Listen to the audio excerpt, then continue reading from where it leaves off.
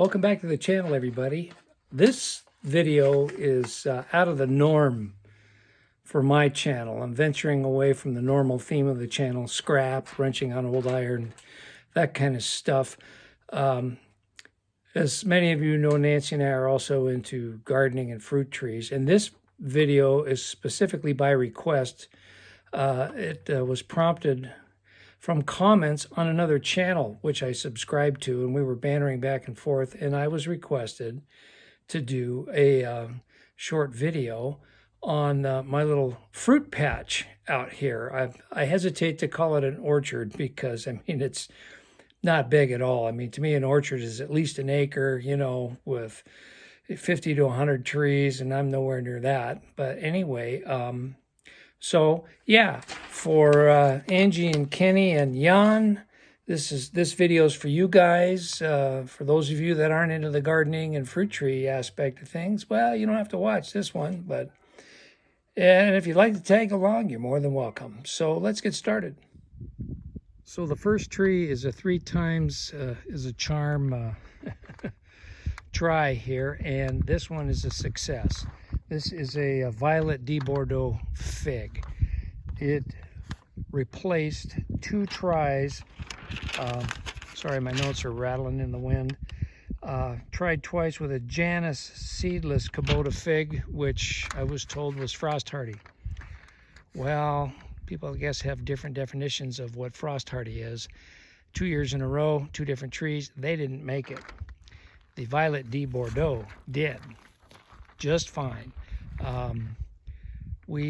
Here a couple Saturdays ago, we were down to 11 degrees Fahrenheit and didn't affect this thing at all. So I think it's frost hardy down to -5 or -10 Fahrenheit with some help, but this did just fine. You'll notice I have these trees caged. That's because we've got wild javelina and jackrabbits, and the jackrabbits will strip the bark off these trees and kill them, and the javelinas will just dig them up. So yeah, violet D Bordeaux fig. It's a dark colored fig, very delicious, and this did produce fruit this last fall, and we enjoyed every bit of it. This is a Fuji apple. It's been in the ground 4 years now, almost 5. I haven't got any fruit off of it yet because I do not have, or at least yet, a suitable cross pollinator, and I'm going to try to solve that problem with grafting. And I've already got started here. You can see I got a graft union there. I used a whip graft, and that graft is from the Anna apple right there. I also cut a piece of scion wood off of this and grafted it on the Anna, because they are supposedly, according to the charts, cross-pollinators for each other. In my experience here, they bloom at different times, so I may have to switch to a different variety that's suitable for cross-pollination. Now, when I said my orchard isn't very big, and it's not an orchard, it's a fruit patch, this is it. Nothing would please me more than to have a ½ acre or an acre in trees, but since I live in the north end of the Chihuahuan Desert with an average of 9 inches of rain a year, I don't want many trees in the ground because they require water. And as you can see, I've got drip irrigation for each tree. So rather than plant a bunch of trees, I am going to get my multiple varieties through grafting. My paternal grandfather was a master nurseryman. He passed on a few tricks to my dad, who subsequently passed them on to me. You can see another graft union right there. That's from the Fuji. And that's here strictly to help cross-pollinate the Anna. Hopefully I can trick these guys into blooming at the same time, and we will get apples. And if I can't get them to bloom at the same time, I'll just keep grafting suitable varieties onto these trees until I get what I want. This Anna apple tree replaces a Gala that I originally had planted here, which I killed because I was not prepared for growing fruit trees in the desert environment, and I simply didn't give that poor Gala enough water, and I lost it. So I've since learned some lessons there. I selected this variety solely because it has the same name as our youngest daughter.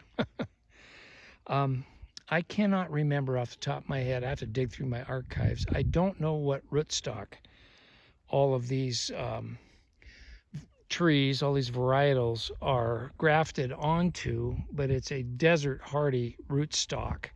But I can't remember which one it is. So anyway, I'll have to find that eventually.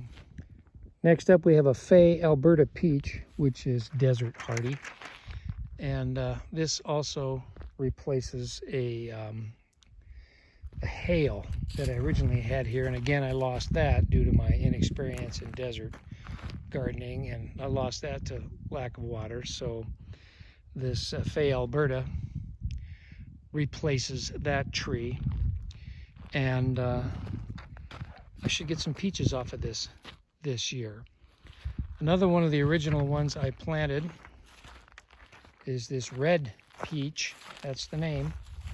I almost lost this one also. It was not happy until I figured things out, and now just in the last year it's put on significant growth. So it's finally found its happy place and the right amount of water. In fact, I did some pretty heavy pruning on this, as you can see right there. I got some wound treatment on it, so we don't get any disease started on it. But this is another desert compatible variety, although it does require water. And so I'll see if I can get some peaches off this year. Next up is a Bartlett Pear, and it's 10 feet tall. It's a very happy tree here. I did some pretty heavy pruning on it this winter. It could probably stand a little bit more, but the sap's running now. Our season runs early compared to my friends farther north. Most of my friends are just now getting into pruning, maybe a little grafting. That'll run through March for those folks, but here in the middle of February, our sap's running and things are starting to leaf out. So I have to get my pruning and grafting work done late December, early January. And but this tree, it's producing fruit. Last 2 years in a row, it produced a real nice crop.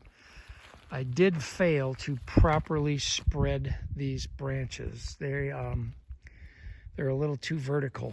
They should be more horizontal, but I failed to get some spreaders on those branches and get them trained. Some of them I can still do that, the smaller ones, but this one, but it's still doing fine. I mean, it's producing fruit, and that's all I care about. So yeah, this is just a good old Santa Rosa plum. I had an Italian plum here originally, and again, due to my lack of desert growing experience, I lost that due to lack of water a couple of years ago. This produced fruit for the first time last year. It's a happy tree, and it's doing well. It put on a lot of growth, probably 1.5 foot, 2 foot. I am going to have to prune next year. I'll prune 2 of these 3 laterals here at the top, so one will be dominant. And but it's doing well, and it produces nice sweet fruit. Santa Rosa plum. Last but not least is mulberry. This produces very delicious, very sweet berries. The reason why we planted this was the nurseryman we bought it from said, hey, you want to put in a mulberry as a sacrificial so it'll keep the birds occupied and keep them out of your other trees. Great concept. The only problem is this thing has bloomed and set fruit, and the birds have had a feast long before the rest of the little fruit patch here is setting fruit. So nice theory, didn't work. It's kind of funny. I think the nurseryman got me on that one, but hey, this is a very happy tree. It was just a stick when I put it in, and the base of the trunk is about 3.5, 4 inches in diameter. So yeah, a little bit about my orchard practices. You can see I've got landscape fabric down. I put my I put my compost and mulch under a layer of landscape fabric to retain the moisture. Otherwise it'll evaporate quickly, because, you know, typically running 10% humidity, things dry out really fast. So during the warmer months, I'll run the drip irrigation every other day, and then once a week I'll give each tree a 5-gallon bucket of water just to really soak the root zone. And that seems to be working just fine. Another practice that I use here is called Zai, Z-A-I. Google that, or go into YouTube and type Zai into the search engine. There's a gentleman in sub-Saharan Africa. It's an ancient method developed there, and it works to keep the desert out of your food growing area. And so I thought, well, hey, I'll give it a try here. And what I've done, way the heck and gone across the Dragoon Mountains over there, there's a dairy called Golden Rule Dairy. Periodically they'll clean out their barns and make that available to the public for like 10 bucks for a pickup load. And what I did was I dug pits between each tree. You can't tell it now. A couple feet down. Filled that with good old aged dairy cow dung, and then up to about 6 inches from the top, and then put the native soil back over the top. What that does is help capture the moisture during our monsoon season and then retain it over a long period of time. So as these trees are sending out roots looking for nutrients and moisture, they find what I have put in the pits and helps the tree be happy. So the process is called Zai and Z-A-I, and there was quite a documentary done on that gentleman in Africa who reinstituted that ancient practice with very excellent results despite a lot of opposition.